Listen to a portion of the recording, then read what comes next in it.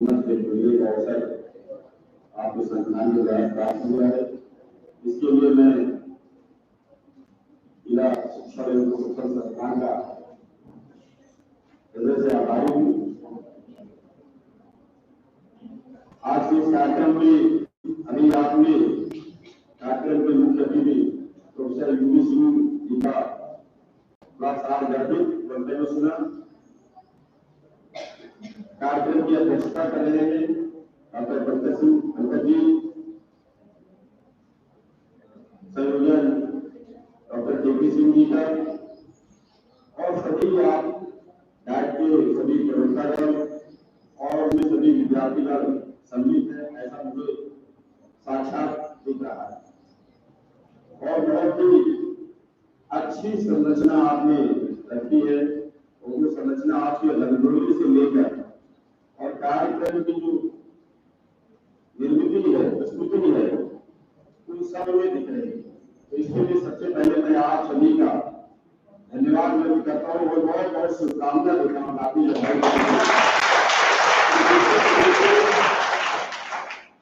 जिला शिक्षा प्रशिक्षण संस्थान लाइब्रेरी जिस तरीके से और जिस विधि के द्वारा प्रशिक्षण कार्यक्रम दे रहा है, निश्चित रूप से वह विकसित भारत के लिए एक सेवा का कार्य निश्चित रूप से करेगा।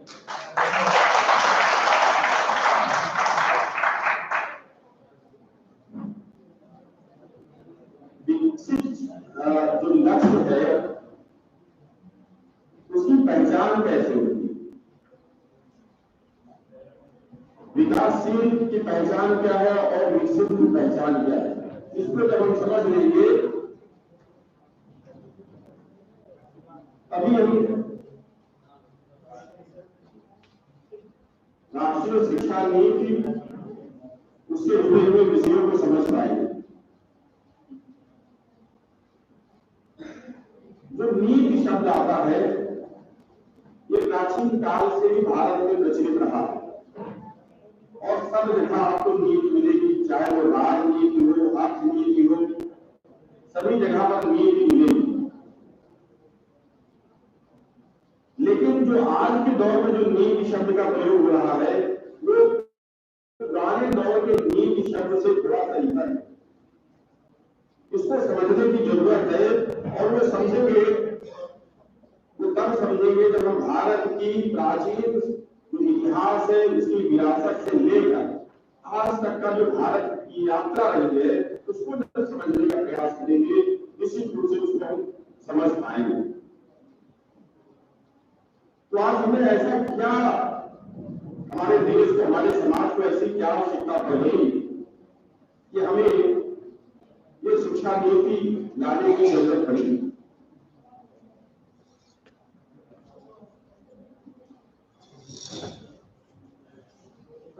तो उसमें हम लोग देखते हैं कि ये जो शिक्षा नीति आ रही है वो आजाद भारत के बाद की नीति, जैसा उस सर ने कहा 1952 था, उसके पहले 1948 में राधा कृष्णन आयोग उच्च शिक्षा के लिए विशेष रूप से, मुदालिया आयोग या कोठारी आयोग, और उसके बाद की जो राष्ट्रीय शिक्षा नीतियां रही है, नई शिक्षा नीति आज हम 2020 पर चर्चा करेंगे। इन सब की आवश्यकता क्यों पड़ती गई और क्या 1937 के पहले, 1947 के पहले भी किसी प्रकार की शिक्षा नीति आती रही है? तो निश्चित रूप से आप लोग जानते होंगे शिक्षा का विकास, इस क्रम में आपने पढ़ा होगा कि मैदानी के मिनट और उसके पहले से भी जब शिक्षा के लिए 1 लाख रुपए की व्यवस्था की गई 1813 में, तब से जो है वो एक प्रकार से उसको नीतियां, कमीशन या आयोग की चर्चा मिली। तो चाहे वो 1833 का मैदानी मिनट हो या उसके बाद की आर्गेनाइज पॉलिसी हो या चार्ल्स वुड का डिस्पैच हो और उसके बाद में रिबन का अन्य जो अंडर कमीशन का, ऐसे तमाम सारे आयोग और नीतियां आपके बीच में आती है। लेकिन हम ये देखते हैं कि इन 200 वर्षों में, और जब मैं 200 वर्ष का कालखंड कह रहा हूं तो निश्चित रूप को आपको समझना है कि ये 200 वर्षों का कालखंड वह है जिसमें हम अपनी आजादी को गवा बैठे, और आजादी को गवा बैठे तो जो शिक्षा व्यवस्था हमारे देश में चल रही थी, जो हमारे देश की शिक्षा का परिदृश्य था, वो उसके नियंता जो है वो दूसरे हो गए, और ऐसे लोग हो गए जिनको आपकी शिक्षा से, आपकी संस्कृति से कोई सरोकार नहीं रहा। तो जब बुनियादी चीजों को हम लोग देखते हैं, जब हम इतिहास की उसकी विरासत के साथ उसको देखते हैं, तो एक समग्र रूप से एक राष्ट्र का हमें आभास होता है, और उस राष्ट्र के साथ उसकी संस्कृति, उसकी नींव भी जुड़ी होती है, और उस संस्कृति और नींव के साथ साथ बहुत सारी संस्थाएं हैं, बहुत सारे रीति रिवाज हैं, वो जुड़े हुए हैं, और जिसके अंत में आता है उसमें रहने वाला व्यक्ति। उसको आप जब देखेंगे तो संविधान में वो 4 अलग चीजें आपको मिलेंगी, जिसमें संप्रभुता और उसमें रहने वाले परिवेश की बात की जाती है, वो अगर उसको रखा गया है। तो प्राचीन काल से अगर हम देखते हैं तो राष्ट्र का स्वरूप क्या रहा है, तो भारत के राष्ट्र का स्वरूप प्राचीन काल से, जब से इतिहास की शुरुआत है, तब से भारत के राष्ट्रीय स्वरूप का जो आकार है, प्रकार है, वो एक स्थिर रहा। चाहे आप वैदिक काल से देख लीजिए, उत्तरम यस्य हिमालय, उत्तर में जिसके क्या है हिमालय, दक्षिणम यस्य समुद्र, प्राकृतिक भूभाग है, और वो भूभाग जो है ऐसा भूभाग है जो अपने आप में सुरक्षित भूभाग है। ये भारत का जो राष्ट्र है, और इसीलिए भारत को कहते हैं सनातन राष्ट्र, क्योंकि वो अपने आकार के रूप में आज से हजारों साल पहले से है, और आज भी तमाम सारी बाधाओं प्रतिकूलताओं के बाद भी आज भी लगभग उसी स्वरूप में है। समय के प्रवाह में अंदरूनी लड़ाइयों की वजह से, स्वार्थ की वजह से, अर्थनीति और राजनीति के इस पर गिरने से राष्ट्र के बीच में जो विभेदकारी शक्तियां हैं और जिनको राष्ट्र की रक्षा का दायित्व था, उनके आपस के टकराव के कारण राष्ट्र हमारा जो है वो पराधीनता की ओर अग्रसर हुआ। और आप देखते हैं जब से भारत में ऐसी स्थिति आई, चाहे वो सल्तनत काल का प्रारंभ रहा हो और चाहे वो अंग्रेजी शासन काल का प्रारंभ, तो भारत की जो राष्ट्रीय एकता है वो बाधित हुई, और उस राष्ट्रीय एकता के बाधित होने का परिणाम अन्य दूसरी चीजों में पड़ा, जिसमें हमने आपसे बताया कि राष्ट्र के बाद क्या है, संस्कृति और उसकी नींव। तो जब राष्ट्र आपका जो है वो विभेदकारी शक्तियों के पकड़ में आ गया, उनके चंगुल में आ गया, तो भारत की संस्कृति को भी दबाने का प्रयास हुआ। अन्यथा आप देख लीजिए, उसके पहले के जितने भी साहित्यकार हैं, जितने भी इतिहासकार हैं, जितने भी विदेशी यात्रियों के विवरण है, चाहे वो टालमी देख लीजिए, मिस्र का टालमी है, वो भारत की सभ्यता संस्कृति के बारे में कहीं भी एक भी नकारात्मक कथन नहीं लिखता। टालमी कहता है दुनिया का सारा व्यापार जो है उसका नियंत्रण करता भारत है। दुनिया का कोई भी व्यापार कहीं से भी खरीद होती है, सारा सोना अंत में कहां चला जाता है, भारत में। इत्यादि सब कहते हैं भारत में सुख समृद्धि की नदियां बहती हैं। उसी के साथ साथ नीति का भी बात होती है कि भारत में कभी भी लोग अपने घरों में ताले नहीं लगाते। तो ये संस्कृति के साथ क्या जुड़ी थी, नीति। यहां तक कि जब सल्तनत काल में जो आक्रांताओं के साथ अलबर्नी आता है, वह भी भारत की प्रशंसा में ही सब रहता है, और वो कहता है कि भारत के लोग अपने मामले में अपने से श्रेष्ठ दुनिया के किसी व्यक्ति को, किसी सभ्यता को अपने से श्रेष्ठ नहीं मानते। और उस श्रेष्ठ मानने का कारण यह है कि दुनिया में कहीं भी ज्ञान का प्रचार प्रसार जो कुछ भी हुआ, वो उसका केंद्र बिंदु रहा है, उसका गंतव्य जो रहा है वो भारत है। अभी आगे हम चर्चा करेंगे कैसे उसको खंडित करने का प्रयास करेंगे।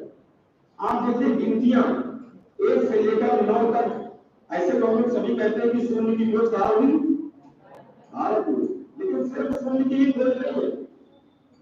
भारत में संख्याएं, और भारत से कहा गई अरब में, उसका नाम रखा गया हिंदुस्ता, हिंद से आई, और अरब से पूरी दुनिया में गई। आप देखिए रोमन अगर 1 2 3 4 लिखते हैं तो लाइन खींचते हैं, और हमारे यहाँ जो है नंबर्स अपने यूनिक शेप में रहते हैं। तो भारत ने दुनिया को ज्ञान के माध्यम से सब कुछ देने का कार्य किया, और इसीलिए ज्ञान के जो सबसे आदिम स्रोत है, स्रोत और केंद्र दोनों का स्थान जो रहा है वो भारत में रहा है। अगर हम स्रोत की बात करें तो आदिम जो ग्रंथ है वो ऋग्वेद से लेकर जितना भी वैदिक साहित्य है वो दुनिया के सबसे प्राचीनतम ग्रंथ है, जिनका केंद्र कहाँ है?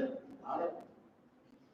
दुनिया की प्राचीनतम भाषा, और उस भाषा को जिसके एक श्लोक को समझने में हमें तमाम सारे सहायकों की जरूरत पड़ती है, तमाम सारे साधनों की जरूरत पड़ती है। उस संस्कृत के उस प्राचीन भाषा का केंद्र कहाँ है? भारत। दुनिया में जब लोग पढ़ने की ओर नहीं अग्रसर थे तो भारत में ऐसे विश्वविद्यालय थे जहां से पूरी दुनिया के लोग आकर यहाँ शिक्षा ग्रहण करते थे, और जिसका कि समय अभी तक जो माना जाता है ईसा पूर्व 6वीं शताब्दी तक तक्षशिला विश्वविद्यालय, और आज के जो विकसित विश्वविद्यालय है जिनमें प्रवेश परीक्षा होती है और जिसमें एडमिशन लेना जितना मुश्किल रहता है उससे कहीं ज्यादा मुश्किल एडमिशन लेना तक्षशिला विश्वविद्यालय में हुआ करता है।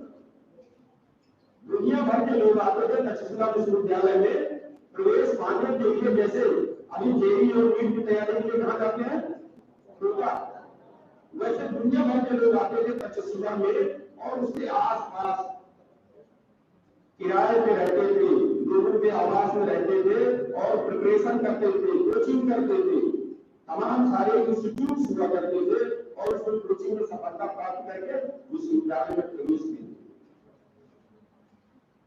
इतनी तरह की कठोर वहां पे परीक्षा के माध्यम से प्रवेश मिलता है।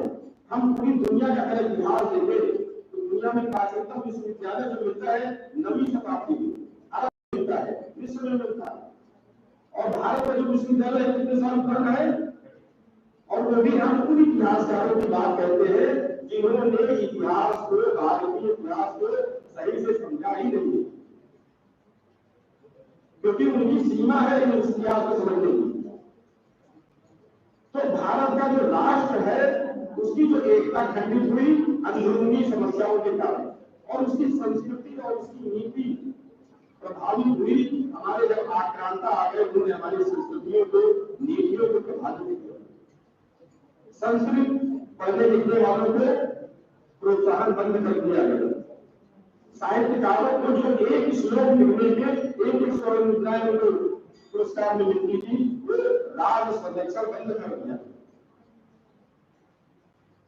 तो संस्कृत का विद्वान, वैदिक ब्राह्मण, वैदिक ज्ञान का स्रोत रखने वाले ऐसे तमाम लोग, ये जो ज्ञान पूरा संस्कृत में ही मिलता, वो संस्कृत में भाषा क्या है?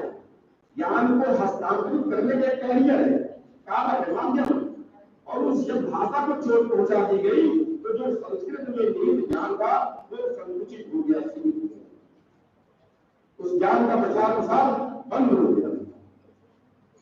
जब ज्ञान का प्रचार प्रसार बंद हुआ तो जो ज्ञान जरूरी रहता है उसके माध्यम से जो संस्थाएं थी, जो परिवार है, जो समाज है, जो रीति रिवाज है, जो व्यवहार है, ये इन पर असर पड़ना शुरू हो गया, और वो सही रूप में ना होकर कुप्रथाएं आनी शुरू हो गई। तो भारत में कुप्रथाओं की शुरुआत कहां हो गई? सल्तनत काल में जो इस्लामी आक्रमण के साथ भारत में कुप्रथाओं की शुरुआत है।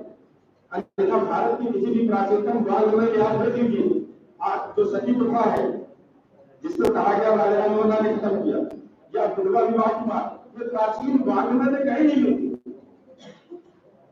सब में नीति युक्त बातें हैं, लेकिन क्या हुआ? या पर्दा प्रथा की बातें। तो जब से ये सल्तनत काल शुरू हुआ तो आपकी संस्थाएं भी क्या हो गई?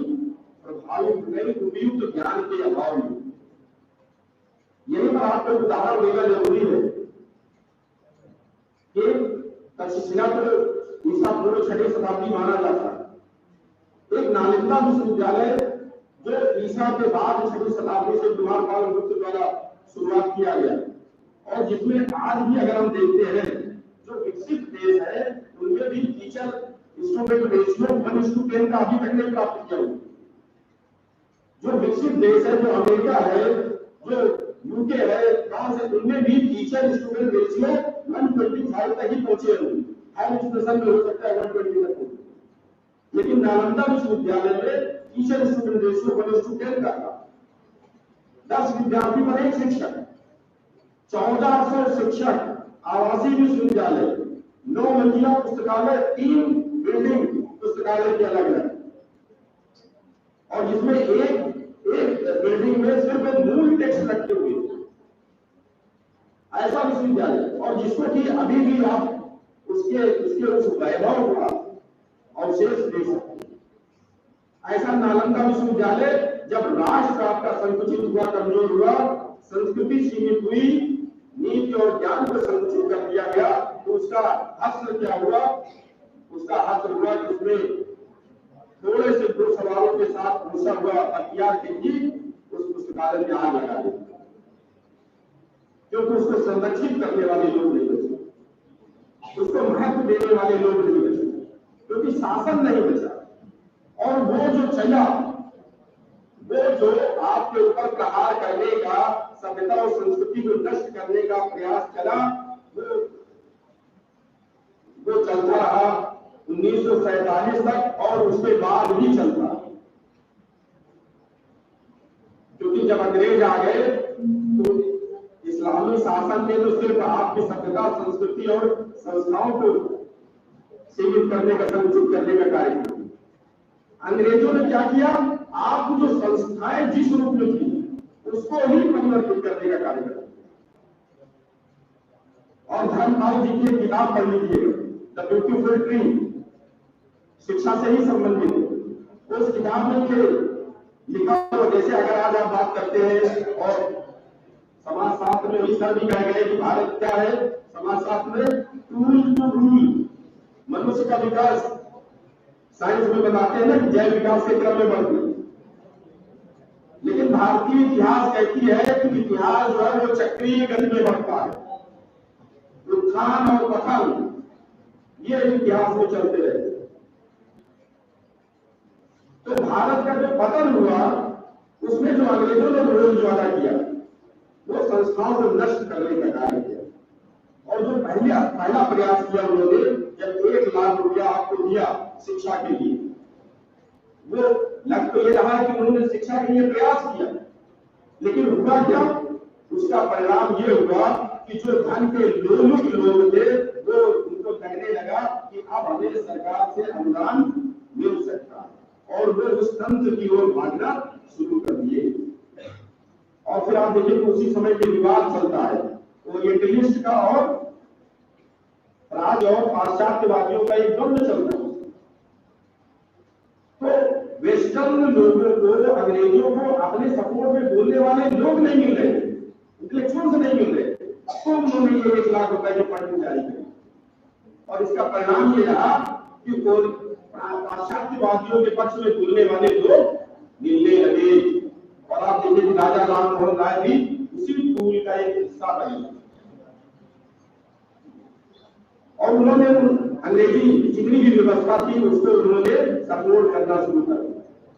तो बंगाली अभिजन में एक ऐसा वर्ग तैयार हुआ जिसने अंग्रेजी शासन को पूरी तरीके से सपोर्ट करना शुरू कर दिया, और 1833 तक